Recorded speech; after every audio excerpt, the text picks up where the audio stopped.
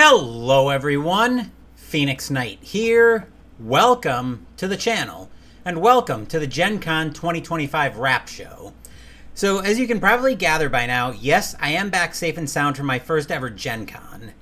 So in this video, we're going to talk about my experiences at Gen Con, what I did each day, and all the stuff that I got, because I got a fair amount of it. First, let's talk about my general experience with the con. Now, I went down on Wednesday. I went down on Wednesday afternoon because I wanted to try to get away from some of the rush hour Chicago traffic. Thankfully, I managed to avoid most of that. Unfortunately, my friend that I was going with wasn't able to avoid it. As far as where we stayed at we actually were staying at his grandfather's house while we were down there, and I did make sure to thank him for that. I wanted to do something nice for him, but we never could come up with anything nice, so we just kind of kept him company where we could. But as far as his house goes, we were actually about an hour out of Indianapolis, which that turned out to be a blessing, and I'll talk about why in a minute. So in terms of my general experiences with Gen Con, I had an amazing experience down there, but I'm not going to lie, I was definitely peopled out on a few different occasions. I knew by the end of each day, I knew I was just absolutely peopled out, and I was ready to be gone. And that's actually where the staying an hour out of Indianapolis kind of starts to turn into a blessing a little bit, because when we were driving into Indianapolis, it was a way for us to kind of get ready for the day to come and kind of prepare ourselves that we're going to be in a sea of people for the entire day. And then conversely, when we were coming out, it was kind of a chance for us to decompress. It was a chance for us to decompress, relax a little bit, just generally kind of disconnect a little bit from the chaos of Indianapolis, where the hour drive is going in, getting ready, and then coming back, it's the disconnect from that. So that's where the staying an hour out of Indianapolis was a blessing. Plus, it also kept us out of the chaos of the hotel rooms in downtown Indianapolis, which were probably very expensive for people staying there all 4 days. And the plan for me was never to stay down there for the full 4 days anyway. So I'm very relieved that that didn't end up happening. But yeah, I wanted to make sure I had some time to put myself back together before I went back to work tomorrow. So that's what I was doing, and apologies for going live a little bit later than I wanted to in this video, but things for putting myself back together went a little bit longer than I expected to, so that's why this is going up a little bit later than I wanted to. So those are some of my general thoughts, actually some more general thoughts on Gen Con. I knew it was going to be big going into it. I didn't know how big it was. So it was actually Lucas Oil Stadium, which was where a lot of the open gaming was being held, all the Magic the Gathering events. There was a crafters corner down there that you could go browse some of the wares from artists who were trying to make it big. And Dave's Board Gaming went down yesterday, so hopefully you had a fun experience down there as well. But yeah, it was a very cool experience. There was also the Indiana Convention Center, which was where a lot of the events were happening. A lot of the role-playing stuff was going on there as well. I was also surprised at how many people were in costume in there. There was also a big consignment hall in there, and there was a huge space for open gaming, which my friend and I actually took a little bit of advantage of yesterday. Actually, we took advantage of that yesterday. We played a few open games. Well, I'll show you some of what we got into when we played, or when we get into the photos a little bit later on in the video. Then there's the JW Marriott. There's the JW Marriott, the Marriott, and the Westin Hotel, which all hosted events. And there's a little bit of a funny story about the Marriotts when I start talking about my events, which let's go ahead and do that now. So I thought I had Thursday concentrated as my main event day, but it turned out I actually had events on all 3 days. So Thursday morning, we started off bright and early. At least I started off bright and early with an 8 o'clock workout. Or not an 8 o'clock workout, an 8 o'clock event. Well, the day kind of turned into a workout. But Thursday was just an absolutely miserable day because it started raining on us. Actually, it started off okay. It was cloudy, but it wasn't raining hard yet. But by the time we got halfway down to Indy on Thursday, it was coming down very hard on us, to the point where both of us were very nervous in terms of we couldn't see it. We couldn't see a blasted thing on the road. Even the reflectors that were on the road weren't really doing much for us in terms of helping us see where the lanes were. So there was definitely a lot of tension in terms of, holy crap, we can't see anything going down. But thankfully we were able to get down there okay, even with me being very, very white knuckled on the wheel because I did all of our driving. Thankfully we were able to park in the same place all 3 days. 8 o'clock started off with the solo RPG library in the Marriott, which is actually where I started to get turned around a little bit. So when I went over to what I thought was the Marriott for the RPG event, I was running around like a chicken with my head cut off a few times, and I realized, okay, wait a second, something's wrong here. So finally I'm like, okay, stop running around and go ask somebody for help. So I asked an employee at the Marriott where I was, where the solo RPG library was, and it turns out I was in the wrong building. I had to go back. I basically had to get myself turned back around and go to the other Marriott building. So once I got that straightened out, I was able to find the solo RPG library. In the solo RPG library, they've got a library of world building, dungeon crawl, and journaling RPGs, among other things, that you can take and play around with. They just ask you to check them out one game at a time. So I got into 2 1-hour sessions of 2 different RPGs. I'm going to take a quick drink here.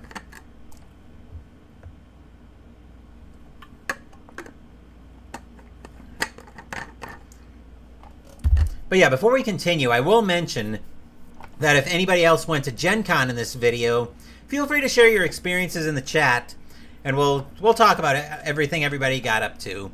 We'll also make this a little bit of an AMA stream as well. So if you have any questions that you want to ask me that aren't related to Gen Con, just tag those with an AMA tag, and I'll come back to those. We'll also have regular AMA rules apply for those questions as well.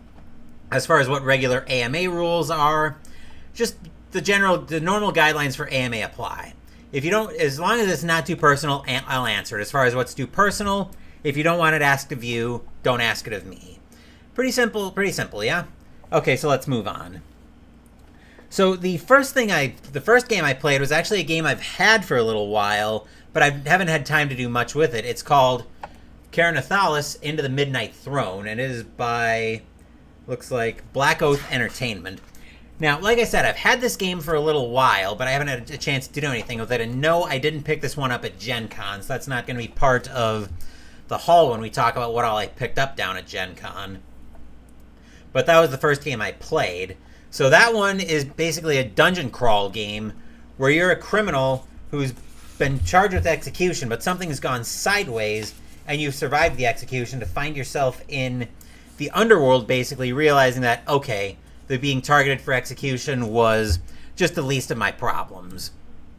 So you have to go crawling through a dungeon and try to escape. Unfortunately, I ended up getting taken out in the second room I went into, so it was pretty brutal.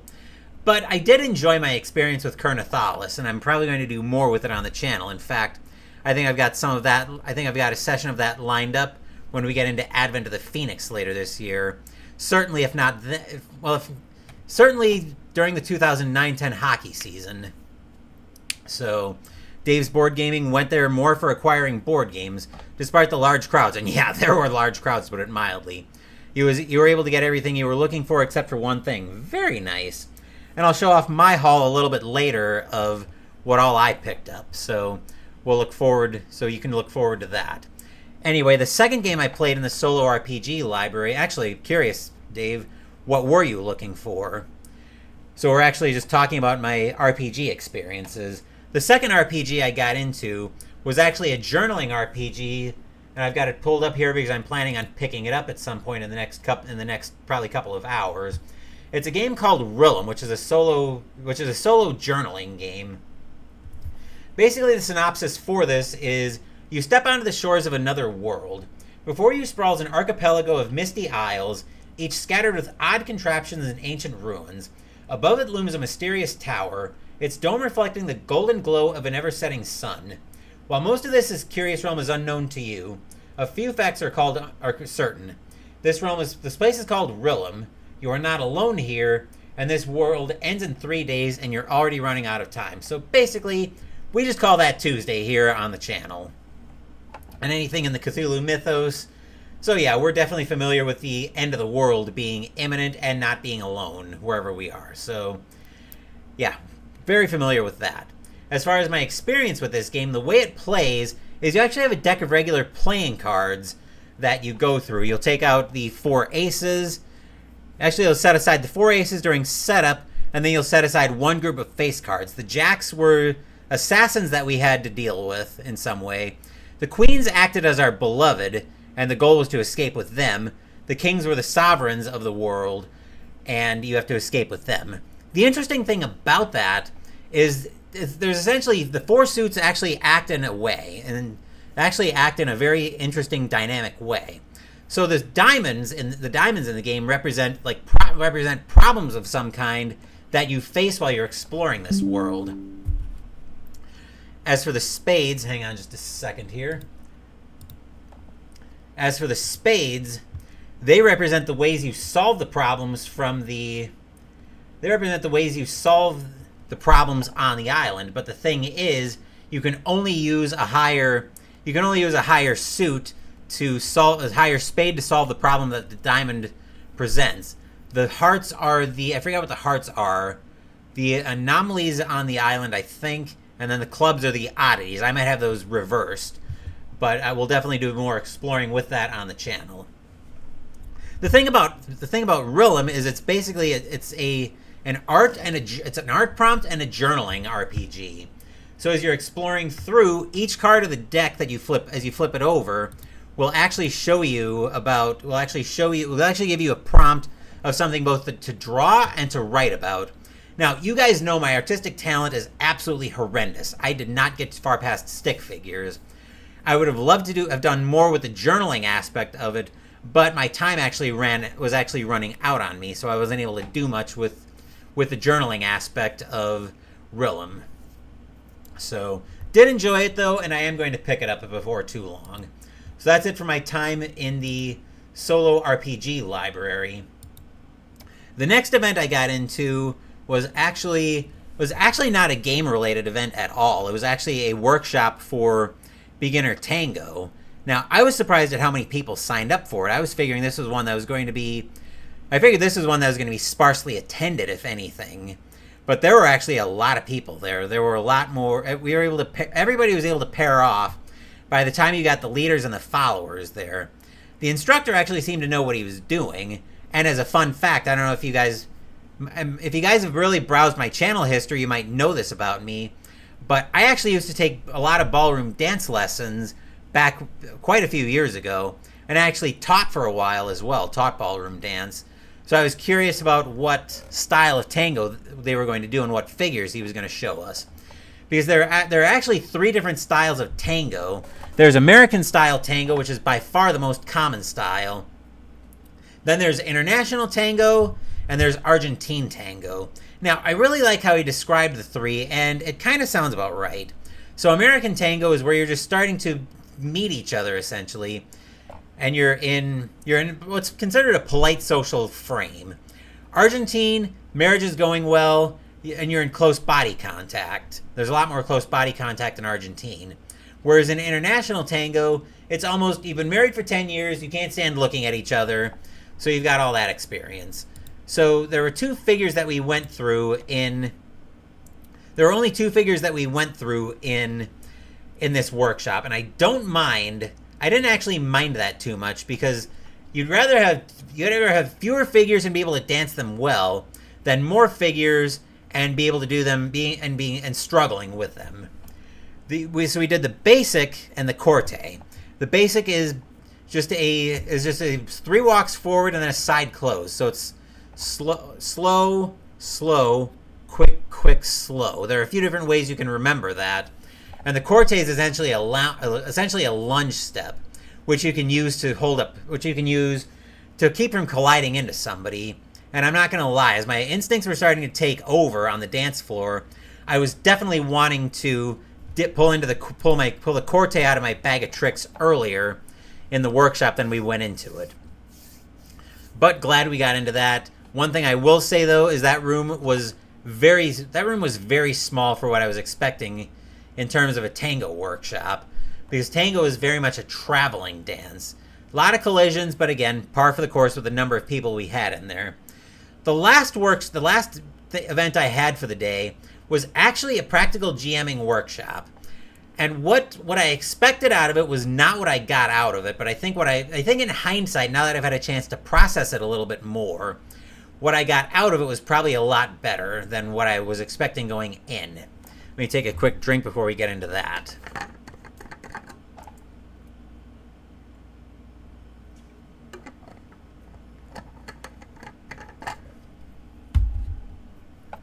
Excuse me. Need to see them having events outside of gaming, like a dance workshop. Yeah, there were a lot of outside events, not necessarily related to gaming, and we'll come back to that on Saturday, because I did have one event on Saturday. As far as the practical GMing workshop that I got into, the reason I got into that was because I wanted to start learning a little bit more about being a GM and getting some practice on it for actually being a GM for a group and not just running stuff on the channel. So your friend hosts the Orc Stomp 5K. I can't say I've ever heard of the Orc Stomp 5K. I'll pull that up while I look that up.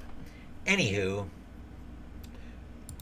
looks like that's something that's over at Gen Con, Friday 6 a.m. to Friday 8 a.m. Oh, that's actually pretty cool.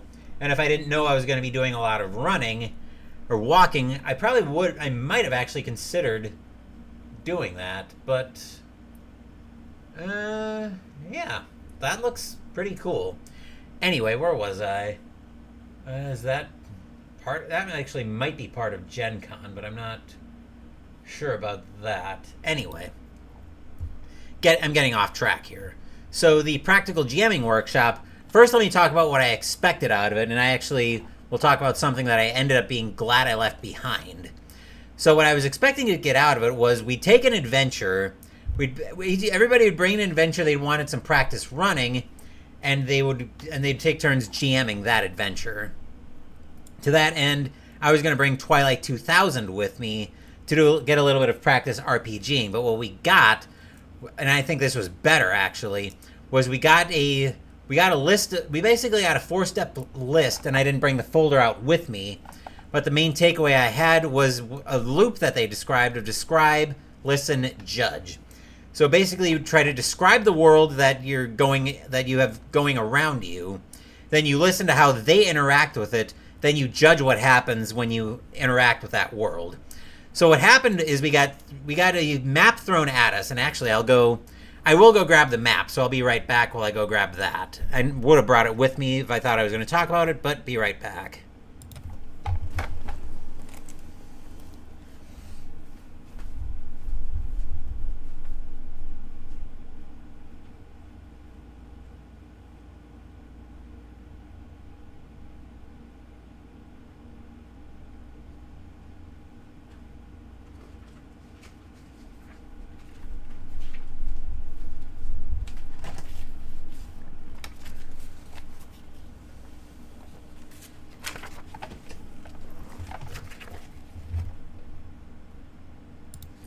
Okay, so this is the map. I'll hold it up close to the picture. This is the map we were given in the workshop. I didn't keep any of the marked up notes on it, but what ended up happening, what we had to do with it was we had to flesh it out there live in real time, where we had to set up what it was representing, what some of the hazards might be, kind of describing the world that the adventurers are going to be walking into. So we had to flesh it out, kind of building the story of. So we started off telling about our character. We each came up with a character name, an adjective, a noun, and we were all level 3 for the purposes of this adventure, just to keep everything very simple. We also ended up rotating being GMs. So we built our character, then we dungeon stormed and set everything up. Then we had the procedural clarity. Then we took turns GMing it. So what would happen is one person would start off GMing the adventure. They'd get 5 minutes of practice to kind of interact with the story.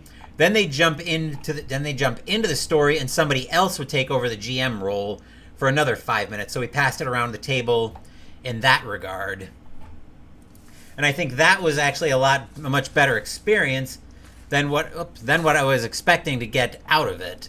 So you basically, we built the dungeon on the fly, and then we took turns GMing it, and I kind of liked that experience, even if I was struggling with it at times, because I'm so used to, okay, I'm running this for the channel, so I'm basically a player GM when I run role-playing games on the channel, is probably the simplest way to describe it.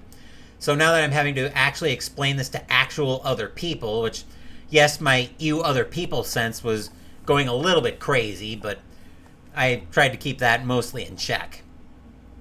So it was definitely a challenge to explain this dungeon to other people and kind of be the GM for that. It was a good experience, and I do want to get some more practice with GMing. So that was my last event on Thursday. Actually, I had 3 events on Thursday. Friday was another interesting day, and I actually got my schedule screwed up a little bit on Friday, so I had some time to wander a little bit, which is where I picked up a few things. But we'll talk about that when we get into the hall. So Friday, I had 2 events that I went for. The first event that I went for on Friday was I spent a little bit of time in the first exposure playtest hall, where I was able to help playtest this role-playing game, where the way that the GM had everything, the game master who was creating the game had it set up. It was played in 2 phases. We only ever got through the first introductory adventure. So the idea of the game is you play gods who are building out the world, then you switch and play champions who are adventuring out in the world. We started off with a very simple story where we were playing the gods trying to flesh out the world. So we got ambushed by a pirate ship of basically undead voodoo pirates. And we were supposed to interact with that. What did I do with my folder? Right here. So each of our characters had a set of 3 domains that we were able to interact with. So the character that I was playing the Artificer for this game. He had logic, direction, and life. And there were a lot of special rules with it. So you could invoke your domain to do certain things. You can invoke your domain to do different things in the game. For instance, one of the things that my character did, actually he did it a couple times, was I had him basically invoke his life domain against these undead zombies because they were all considered undead, which I did a lot of laying waste to those zombies. The game itself was very interesting, and I really liked that. I liked the theory behind how he had the character sheets set up, where he had the character sheets saved digitally. Oh, there we go. Sorry about that. OBS just went crazy on me. So as I was saying before, OBS decided it wanted to be difficult, and it looks like OBS is being very difficult.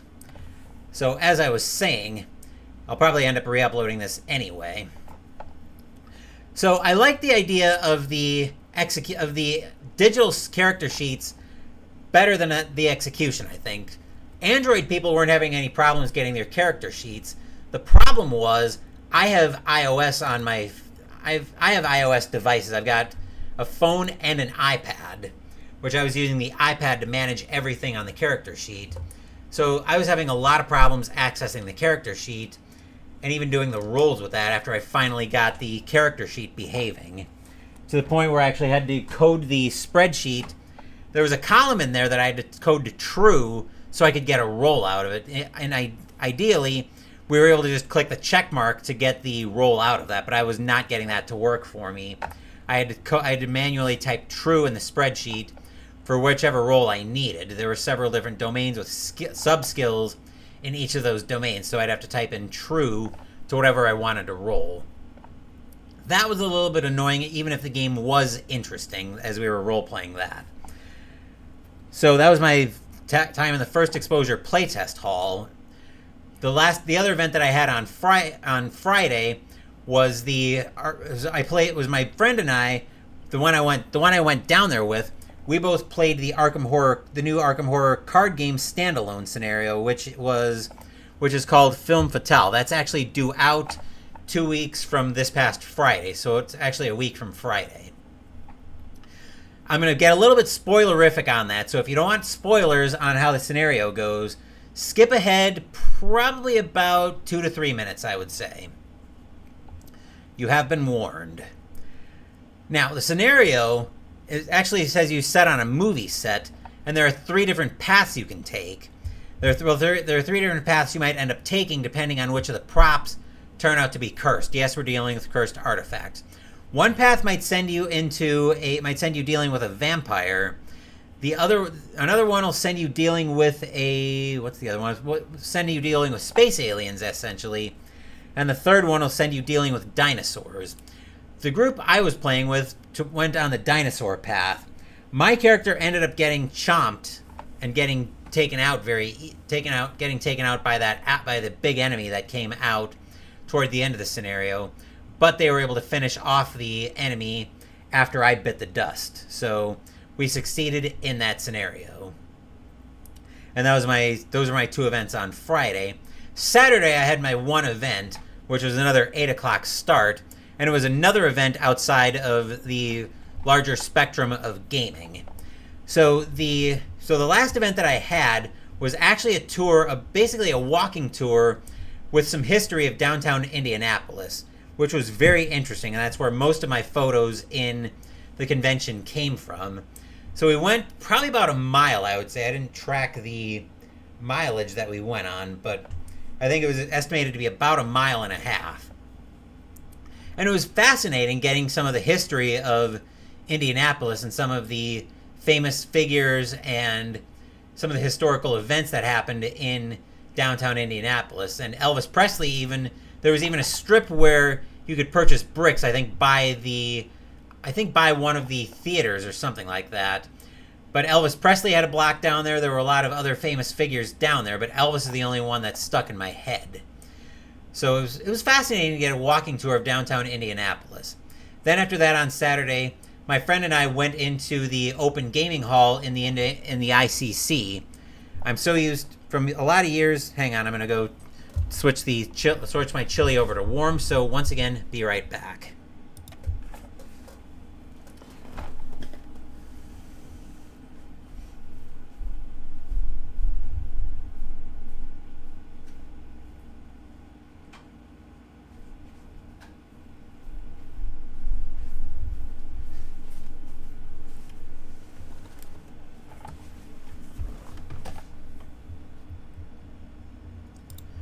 And we're back once again.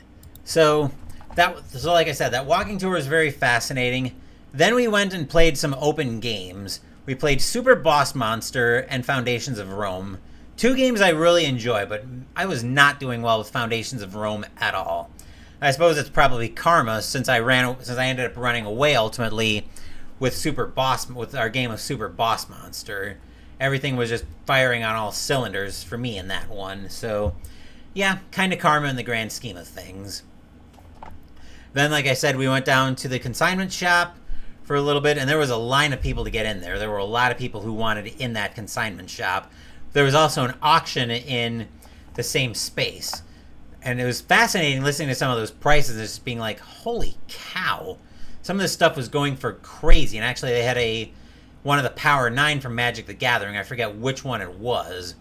Maybe it was I think it was a Black Lotus or something. I forget what it was. Anyway. So we went through the consignment shop, and then we were completely conned out at that point, so we went home early, got some food in our system, played a couple of games. Actually, we played one game.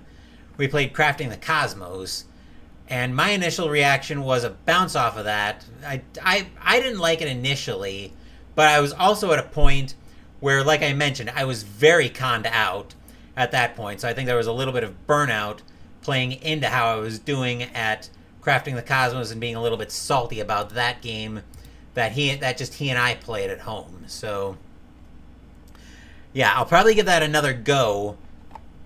I'll probably give that another go after I have a chance to settle down a little bit from some of the post-con burnout. But my initial reaction is that's going to get a thumbs down from me. So that is it for my experience at Gen Con. And then earlier today, I woke up at about probably 4 o'clock in the morning, Eastern Standard Time. Got changed, got ready to go, and then I was on the road by about 4:45. 4:45 in the morning, I got home.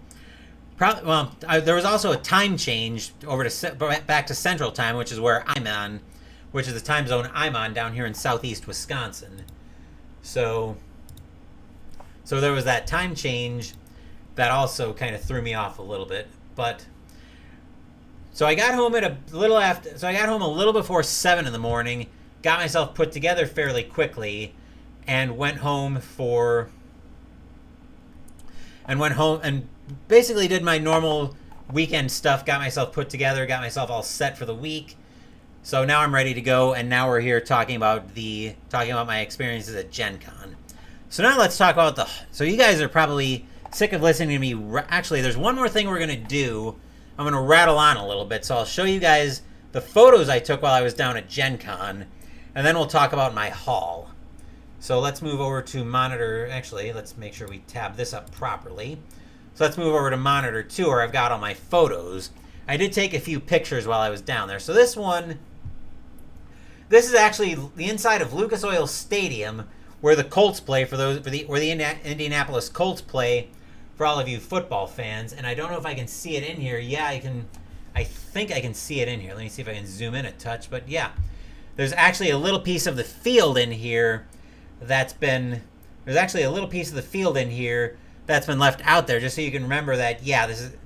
Well, I don't know if it was left out because this is actually a football stadium, or they just ran out of stuff to pad it with, or they just ran out of stuff to plastic pad it with. So what happened there is we were actually going to go play. My friend and I were actually going to go play in the game library, because there's a big games library down here where theoretically you can grab a game and go play it. But the problem was, when we got down there, we discovered it was ticketed. So we were like, so that was on Thursday night, I think, that we were going to go do that. But when we discovered that, we were just like, yeah, no, let's not do that. We're just going to turn around and head for home, because I think we were both pretty conned out at that point for the day. So that was the open gaming space. Let's see what's this way. Okay, here we go. So this is a picture from ground level of what was called Card Hala, where people were just taking cards from various games. I think I see some Pokemon Energy in here, Magic the Gathering cards, a lot of other games. I think there were even regular playing cards in here, and just building buildings out of the various cards building various cards. This was in the ICC outside the exhibit hall. Here's another shot of that to get more of it in there, and you can see some of the patterns in there. And then this is a view from up top. This one I think was supposed to be a Red Cross hospital, or maybe a Canadian Maple Leaf. I couldn't tell from up here. You also can get a small idea from this and the stadium shot of just how many people there were at Gen Con.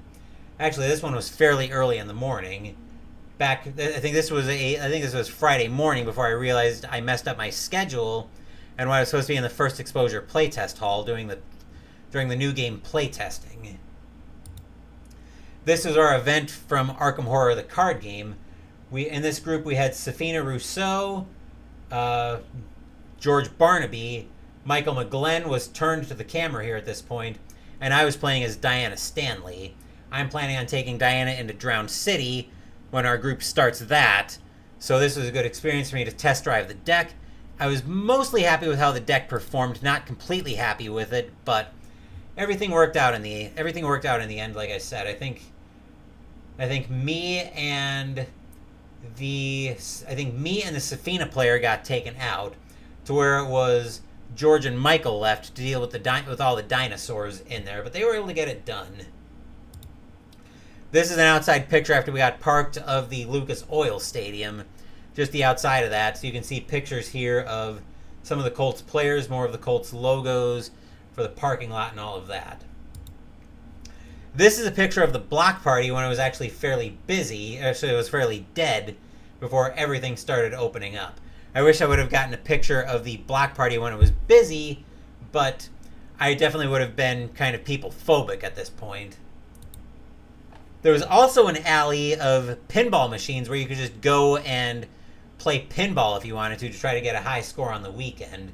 There were a lot of really cool pinball machines, and I would have thought about playing there, but it was very crowded, especially all the times that we were there for the pinball machine. This was the one time where I could get I think this was Saturday morning when I took this picture, when I could actually get a quiet picture of the pinball alley.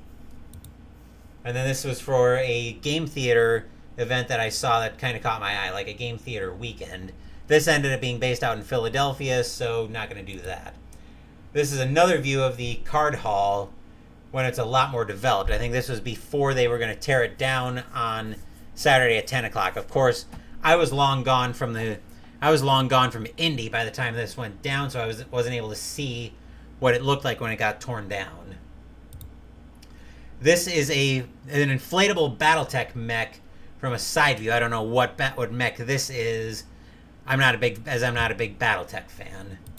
This is the same mech but from a front view, whereas this image was from a side view. This is the front view where I'm looking up at it a little bit more. Now we're starting to get into some of the images that I took from the walk. This is from an eagle of the state capitol, and I forget what these 4 statues were, but the walk was actually fascinating, where we got a lot of the history of downtown Indianapolis. This is one of the theaters in town. I don't think this was where the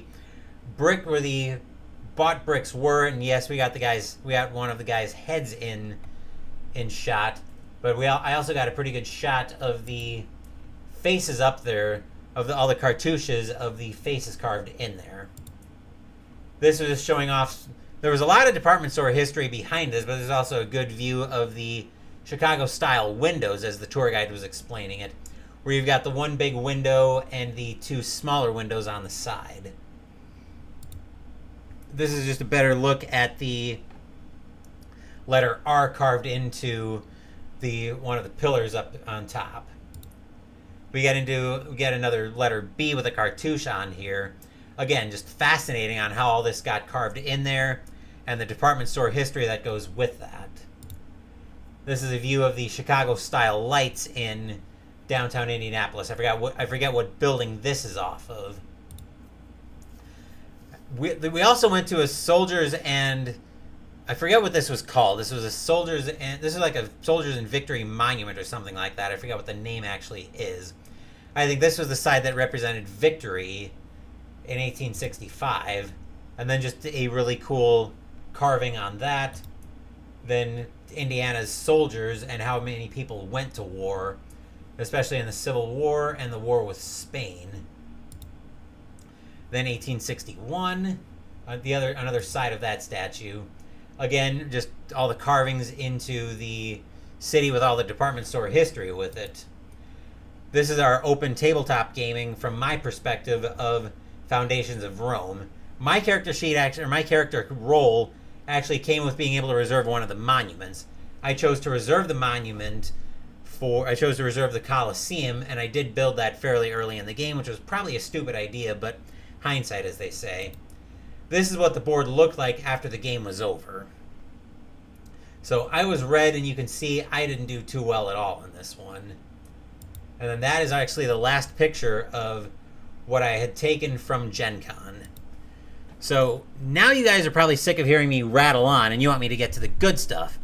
You want me to get to my haul that I had for that. Well, that's what we're here to talk about. So let's show off what all I got from Gen Con. First off, I'll show off my badge, because I actually discovered probably about Friday that there were a lot of these, that there were a lot of con flags that you could get for the different stuff going on there. I was fairly picky on the con flags that I grabbed, but I did grab a few, and I'm going to put my badge on because I know the green screen is going to play games with at least one of the flags that I picked up. So it was just to show off actually even with the green screen, it's going to still play games with it.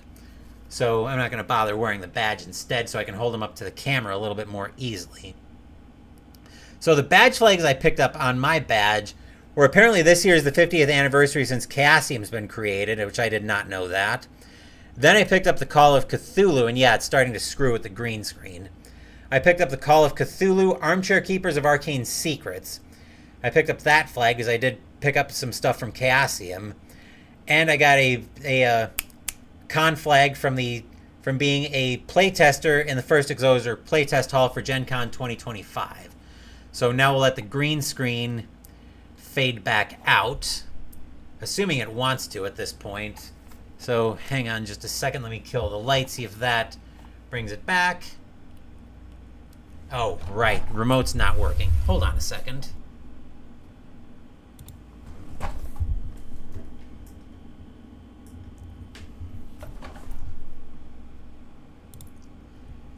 This next item might also... Actually, let's jump to Chaosium first, because this next item's got a pretty good chance of playing havoc with the green screen as well. So one of the vendors I stopped in and I wanted to see was Chaosium. And I did pick up a couple things from them. One of the things I got was actually a really cool t-shirt highlighting Monsters of Gaming World Tour 2025. And on the back, all the places they plan to stop. So Genesis Con, Gary Con, Chaosium Con, Origins, Chaosium Con Australia, Gen Con, and so on. Looks like there'll also be a Gamehole Con in October for those of you who go to GameCon. The other thing I picked up from Chaosium was actually a cool playmat commemorating their 50-year anniversary with their 3 main game lines. So there's a section here for Pendragon, which is one of their other RPGs. Of course, I was interested in the Call of Cthulhu middle section. And the final part is a section for, what is this? RuneQuest, it looks like. The only section, of course, I was interested in was the Chaosium aspect of that. So that's it for Chaosium. I'll also show off the program for Gen Con in case you didn't keep that. I did like the art for this, so I did want to keep it. Plus, I wanted to keep a keepsake from Gen Con 2025, just so I knew that, yes, I was there, even if my pictures don't indicate otherwise. Another vendor that I stopped by and talked to was Modiphius Entertainment, because I do have a few games from them. I've got 5 Parsecs from home and 5 Leagues from the Borderlands. So I picked up another adventure war game from them called Forgotten Ruin, the Adventure War Game, a standalone game powered by 5 Leagues from the Borderlands. Forgotten Ruins, the Adventure War Game, a time of danger, a secret mission, mysterious tech, and now you and your platoon of rangers are in a strange world inhabited by orcs, sorcerers, and dragons. Ooh, this sounds pretty cool. Forgotten Ruin, the Adventure War Game takes you to the strangest battlefield yet, pitting state-of-the-art firepower against fantastical monsters. Just hope the hero card runs out before the ammunition does. I'm not going to go through all of that, but that's very cool. Speaking of RPGs, another vendor I wanted to talk to was Free League Publishing, and I did go talk to them a little bit. I wanted to try to get into the Alien RPG, but they didn't have the core book. File that away for the time being. We will come back to that. One thing I did buy... Hang on just a second. I've got an Amazon delivery, so be right back once again.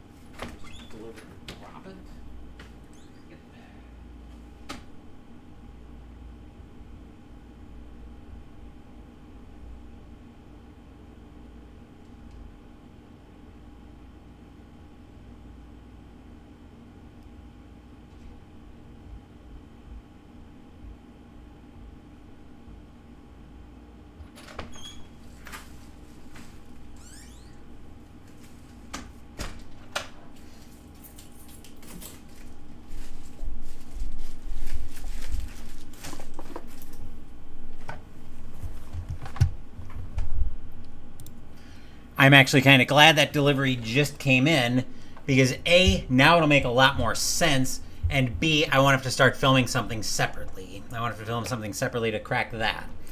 So I was mentioning that I talked to Free League Publishing. So the first thing I grabbed from them was actually, if I can get it cracked open here,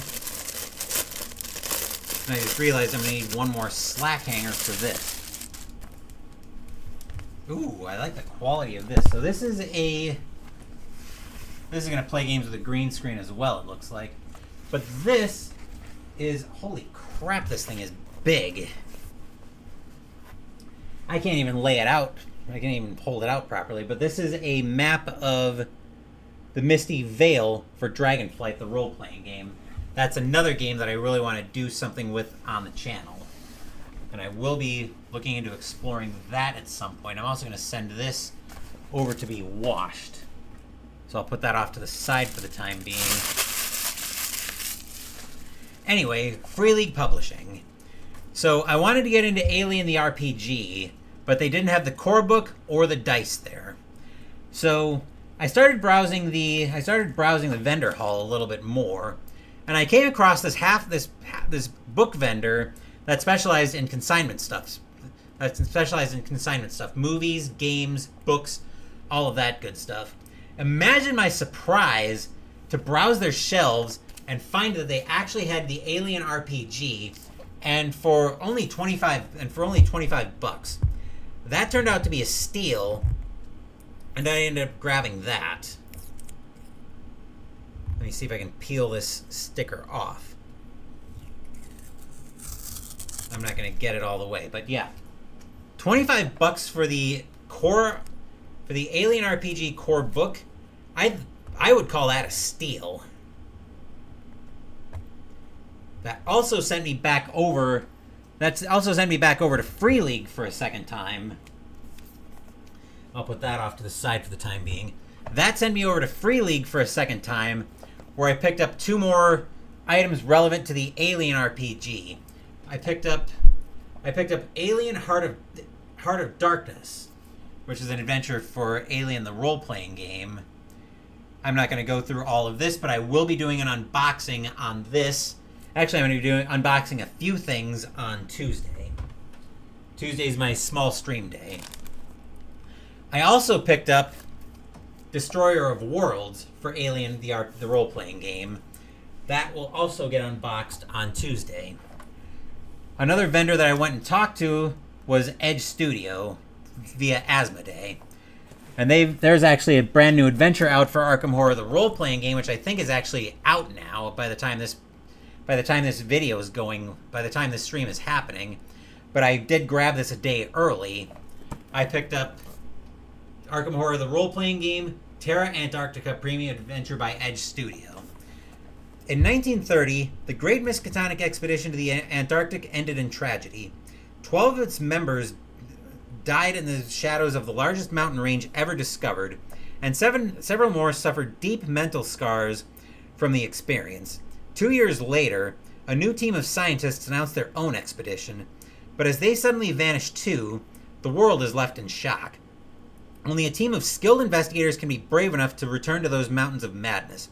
But will they save those lost investigators, or are they also fated to never return? Likewise, we will crack that open during a lull period on the channel. Speaking of Asmodee, as part of playing the Arkham Horror card game scenario, we also got the promos for the scenario. So we did get all 3 scenarios.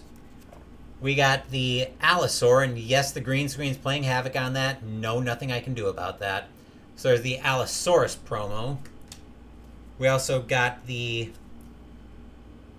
Saturday Night Monarch promo, and that's not doing playing nearly as much havoc with the that's not playing as much havoc with the green screen. Does this even show you how much damage it does? It doesn't look like it, actually. Fortunately, I've got the actual card there. I've got the actual card that I can use for that. And then here's the Contessa, which was the 3rd possible enemy you could have ended up with in that scenario. And my friend went and talked to Asmodee, and he was also able to snag us a couple of, right here, a couple of very cool Arkham Horror, the card game pins, as that's one of the main games that our group is into for obvious reasons. Another vendor I went and talked to at the con. Sorry about that. Let me also, since all of the green's been playing havoc with the green screen, let me restart that once again.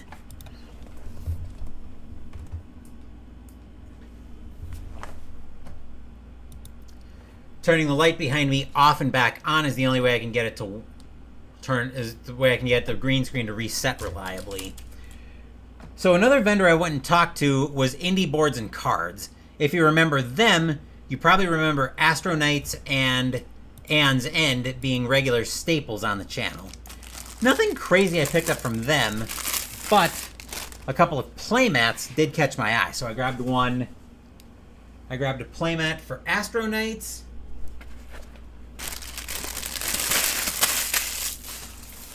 And I also grabbed one, if I can get it open here. This one's big, but I grabbed a playmat for Ann's End. So now I can actually have something resembling an organized play space when I actually play Ann's End on the channel. So that is very cool. Just rolling that mat back up. Another vendor I went and checked out was Van Ryder Games. If you recognize them, you recognize them because of Final Girl. I wanted to get some promos and stuff. I wanted to get some of the packs for Hostage and Negotiator as well, but no dice there. I was able to find some stuff for Final Girl, like this pin. I did get a couple of pins on the weekend, so that's cool. I also got a t-shirt from Van Ryder Games. Ooh, I dig that. With Final Girl, Death Wears Many Faces. Oh, that is cool. So that's very happy with that.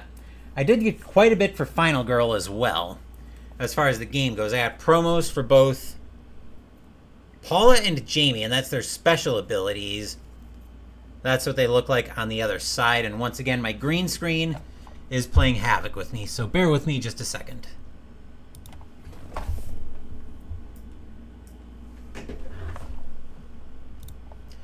My green screen really does not like me today.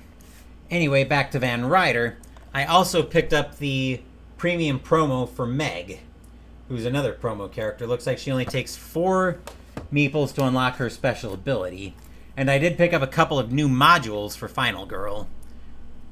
Did I get the Julie promo character card for Final Girl? No, I didn't get that one. I guess I wasn't aware that that one was available too. Should have grabbed that one. Maybe I'll see if I can get that direct from Van Ryder. I can probably track that down later. Let me see.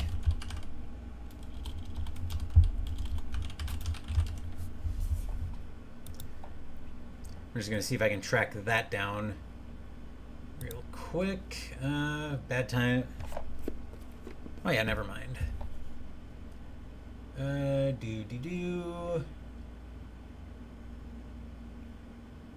just going to look here out of curiosity. Actually, let me do this. I'm going to filter down by Final Girl.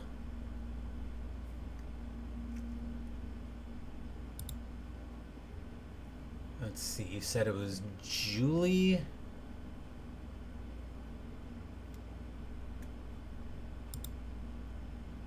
No, it doesn't look like I can track that down, so I may have to go hunting that down. I may have to try to second-hand that. That's going to be fairly pricey, most likely, but that's my fault for not paying complete attention. Anyway, coming back to the rest of the haul. So I did pick up 2 new modules for Final Girl. I picked up what's called Mega BG Con. So this is the one based off of being at a gaming convention. Mort the Teenage Dirtbag has come with one purpose and one purpose alone: to sow chaos. He brought masks of all of his favorite Final Girl killers and began taking victims one at a time, wearing a different mask each time. At the end of it, he would put on his own mask and kill his one true target: you. And then I also got Bad Times at Buddyland, starring starring Billy Bear. So she's a premium character. Yeah, I probably won't be able to track that down then until after the con, most likely, if there are any left. So yeah, looks like I let that one go by the wayside, but I did get the 2 new modules for Final Girl. One last thing that I picked up while I was down there, apparently there was also a vendor that was selling some cookbooks. And if you're thinking cookbooks is a weird thing for you to be talking about on the channel and or at Gen Con, remember that I do have a cooking segment on my YouTube channel called Mystical Munchies, and I'm always looking for new cookbooks. And one that caught my eye was the Corleone family cookbook from The Godfather. The Godfather trilogy is widely recognized as one of the greatest movie series of all time. So that's another cookbook I can look at for potential recipes on Mystical Munchies. But that is everything that I got. That's basically the Gen Con 2025 wrap show. It was an amazing experience. Now, the other question you're probably asking from that is, would I go again? I think I could see myself going again, but this is not going to be an every year con for me, because this was, to put it mildly, this was a logistical nightmare to go to. As it was, by the time I got everything factored in, I spent just a shade north of $700. By the time I factor in stuff I picked up at the con, food, gas, all the logistical stuff. If I would have tossed a hotel, and this is where I'm very grateful that my friend's grandfather was willing to open up his house so we could stay there. If we wouldn't have had that available, we would have had to add about another probably $600 to $700 in hotel room, which would have doubled it alone. So no, I don't see Gen Con being an every year trip. We've kind of thrown out the 2 to 5 year time frame as a potential range of how often we'd want to go to Gen Con. But I am looking into some more local cons, local to my area. I'm thinking about, there's one that's probably about an hour away from me that I'm thinking of going to already this coming January. There's another one in October that I'm probably not going to go to, but definitely want to start looking into some more local cons just to get some more of that flavor. But that is finally my Gen Con 2025 wrap-up show. Thank you for tuning in for that. But before we sign off, I did mention these 2 Amazon deliveries that I just got in, so we're going to crack those on the channel. And now these deliveries are going to make a lot more sense. Let me see if I've got a knife or something. Yep, I've got something I can use to cut over here. So these deliveries are going to make a lot more sense now that I've gone through my haul. So first up, we'll go for a delivery. We'll go for a mailer that just came in from Amazon. And what we've got in here is the GM, aka the Game Mothers screen for Alien, the role-playing game. Let me see if I can get this open so I can show off the art in here. Easy does it here. Okay, there we are.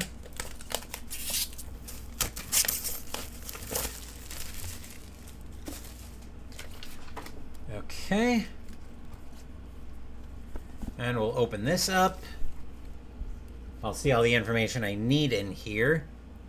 And ooh, I dig the art on that, even if it is very, very glossy. It's not something I'd normally be showing under a light like this. But that's the Game Mothers screen for Alien, the role-playing game. As for this delivery, I hear it rattling in here, and I think I know what's going to be in here. Actually, I think I knew what was in here even before I started rattling it around. Come on. So you're getting an impromptu delivery product unboxing as well.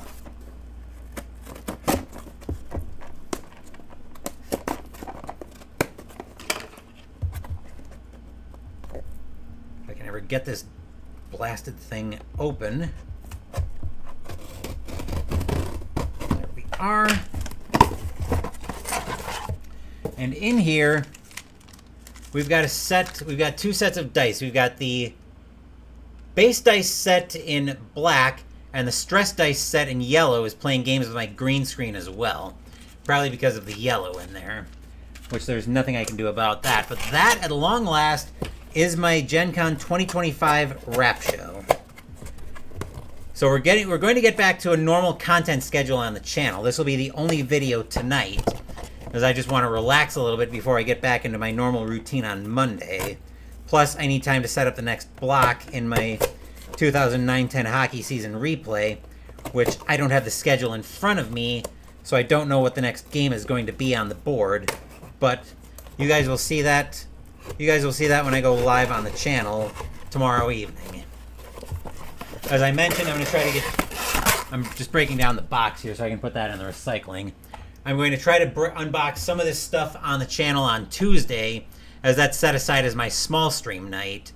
Wednesday, there's going to be a switch in content. I was originally going to play The Legacy of Cthulhu on Wednesday and The Darkness Over Arkham, which is a fantasy, which is one of the Arkham Horror game books. But I'm going to switch those around. So I'm going to play The Darkness Over Arkham tomorrow on Wednesday instead of playing that instead of playing The Legacy of Cthulhu on Wednesday. So The Legacy of Cthulhu will go to Wednesday the 13th instead. Saturday, Mystical Munchies will continue out of the recipes from the World of H.P. Lovecraft cookbook as we make the side, Howard's Potato Salad.